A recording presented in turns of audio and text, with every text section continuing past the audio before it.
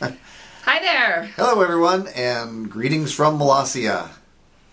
So we've decided to do a question and answer video for you. Yes, we have, and we have a variety of questions that were posted on Facebook after I posted a little query, what questions you might have. Let's start with the last question first and say that we are absolutely awesome here in Molossia. Everything is great by presidential decree. That question is from Dutch Barracuda. Yes, indeed, which is an awesome name, by the way. Yeah, pretty awesome. All right. So what do you have for us? Okay, so Lexi De Silva asked, Your Excellency, what is Molossia's stance on the recent U.S. executive order? Well, we generally try not to weigh in on the internal affairs of other nations, but I will say this. The United States is an amazing and great nation. It has so much to offer. It's inevitable that folks are going to want to come there. And if they can't come there through legal means, to better themselves, better their lives, they can't come there through legal means, they're probably going to come through illegal means. It's probably an unstoppable force. And so having a way to, I guess, a path to legality is definitely a good thing. Whether this is the right approach or not, it kind of remains to be seen. But it is something that it will have to be dealt with probably forever, as long as the U.S. stays the amazing country that it is. It's kind of face the reality. Yes, indeed. Yeah, exactly. Okay, Alex Jenkins asks, how come the value of your coins and banknotes is exactly the same? Well, our money, actually there's a further question down that asks why our money is called the Valora. I'll answer that question first, just by way of paraphrase. But anyway, the Valora comes from the Esperanto word for valuable. So, and Esperanto, of course, is the second language of Molossia. We valued the coinage and our banknotes the exact same way because our money is really more for collectors. It's not really used internally here in the nation, can't be traded outside the country and so forth like that. But collectors do like to collect our money and sometimes even resell it, on eBay and so forth like that, and that's fine.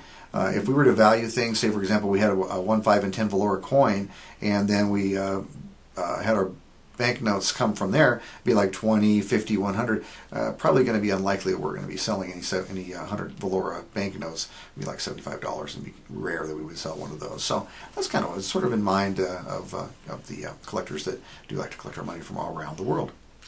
Well, like you said that we don't really use it out of here, we should give it out for allowance. There you go. That's a good idea. I'm sure the first kids would truly appreciate that. All right, Mateo Bori says, did you ever get the robot I sent you, or did U.S. Customs hold it? We did not get that robot. I am sorry. Maybe you should look into that and see where it might be. Where the hang-up robot would be awesome. It would be fantastic. Yes, we can finally have someone do the chores without all the complaining. We could pay them in Valora. Pay them in Valora. Okay, Will Rawlings says, what is your plan if there is an Ebola pandemic in the surrounding area? We are going to activate the zombie response team. We're closing the borders. They're going down, I tell you. Nobody coming in? Nobody coming in, nobody going out. Nobody going out. We're going to hunker down, get some popcorn, and watch a good movie, and some cookie dough, and just shut things down until it passes. All right, Hannah asks, which cities and countries have Molossians been to, and which ones would you like to visit? We have been pretty much all over the world. Well, not all over the world. North America and Europe. And the First Lady and I, of course, were in London a couple of years ago. And then we traveled to the continent. That was amazing. Yeah, it was absolutely amazing. It was really, really cool. And we traveled to the continent, went to Belgium and the Netherlands and France, and that was really cool. And, represented the country over there. We've been all over the place in the U.S., so specifically Washington, D.C., down in Southern California, represented as Molossians, and, of course, Vegas. And then individually, not necessarily representing the nation, we've been a variety of other places, too. I've actually also been to Saudi Arabia. So we've been a lot of places, but our goal is pretty much to go everywhere. So where do we want to go? We'd like to see anything we can see. We want to go back to Europe. Definitely want to go back to Britain. And I think we should take an official visit to Cabo. Yeah, official presidential visit to Cabo well, we did Hawaii. Yes, we did Hawaii. Yes, yeah, we did Hawaii. We'd like to. We can do that again. Yeah, definitely. Oh my gosh. Okay, Dutch Barracuda, again, awesome name, yes. Says, what recommendations would you have for a micronation on a ship? Or do you think this might be better identified as an independent foreign entity? I think that's kind of a tough one. I think it'd be hard to have a micronation on a ship from the perspective of recognition. I'm sure most nations wouldn't necessarily recognize that, but you would have the advantage of a certain amount of personal sovereignty. I mean, you're on a ship. If someone gives you a hard time, you sail somewhere else. So, I mean, you would have that as an advantage. I just think you wouldn't probably gain too much recognition. You would also have some advantages. They used to have offshore casino ships off the coast of the U.S. Nice. Outside the then territorial, like 5-mile territorial limit. And boats would go out there and they couldn't necessarily be touched. So you could have a variety of economic benefits from having a ship that is also a nation. Certainly be something to look into. Sounds like an interesting idea. It's like the country, you don't come to us, we come to you. Yeah, exactly. Very nice. Okay, let's see. Grant Hawkins wants to know, which drink is better, Coke or Pepsi? Well, we prefer Pepsi, specifically Diet Pepsi. That's my drink of choice preference. I like cherry Coke. Cherry Coke's good, sure. Well, Coke, I mean... Okay, so Pepsi, I can do cherry Pepsi. But Coke or Pepsi, I'll pick Pepsi. There you go. That's right. Okay, Dutch Barracuda wants to know, what is President Bob's presidential vehicle of choice? Car, motorbike, lorry, airplane, helicopter, airship, UFO? I'm going to tell you, an airship would be extremely cool. That's right. If we could obtain one of those. For parades, definitely prefer convertibles. Yes. You know, have the top down, wave at the folks and everything. And for day-to-day, always love a Jeep. Jeep's definitely my favorite vehicle, and we will probably always have some sort of presidential Jeep, as we do now. That's right. Okay, and Grant Hawkins wants to know, does the president have a favorite car brand? Yeah, there you go. That would be the Jeep. Okay. Absolutely. Very nice. And the Twitter question? Oh, the Twitter question was... What is the greatest difficulty or the greatest challenge that we have faced as a nation?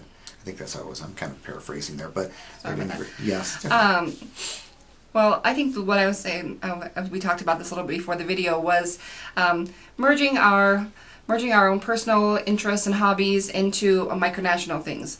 We have lots of things that we do as a family, as individuals, and we like to blend them in with Molossia and say, how can we make this, because we want to bring other things to our friends and fans, so I think that's a challenge. Right, absolutely. Keeping it It's a fun challenge, but yes. it's, okay, how are we going to spin this? Or sometimes we have great grand plans, and how can we turn this into something more realistic? Yeah, something we can actually achieve. We always want to keep Molossia interesting and keep it as real as possible. So that means doing real activities, nothing virtual or fake or faked up or anything like that. So anything you might ever see on our website or on our Facebook, those are things that we actually did. And the reason for that is because we want you guys to be able to do it too. And if you guys can do it too, then then you can show us, and you can send a picture on Twitter or on our Facebook page and say, hey, you guys did this, and now we did this. And, right, absolutely. And it's not about having a lot of money and buying something amazing and look at all these things. No, it's what can you make and what can you do to make it realistic and fun for everybody. And it doesn't matter young or old, rich or poor. Just do something cool and share it with us. Absolutely, absolutely. A fine example of I guess setting the standard and then being surpassed was the Kingdom of Vikesland. We both had we had a space, of course, Molossia has a space program. We launch rockets every now and again, and they launch rockets too. We were going to do sort of a joint project, but that didn't work out. Next thing I know, they were able to get their flag on I guess it's a suborbital balloon thing that went up. So you can see the Vikesland flag, and there's the curve of the Earth. So they really shot, so to speak, right on by us with their space program. But that's cool, because that's fantastic stuff. When you get new opportunities really like that, we want to hear about it. It's yes. very fantastic. Definitely. That's right.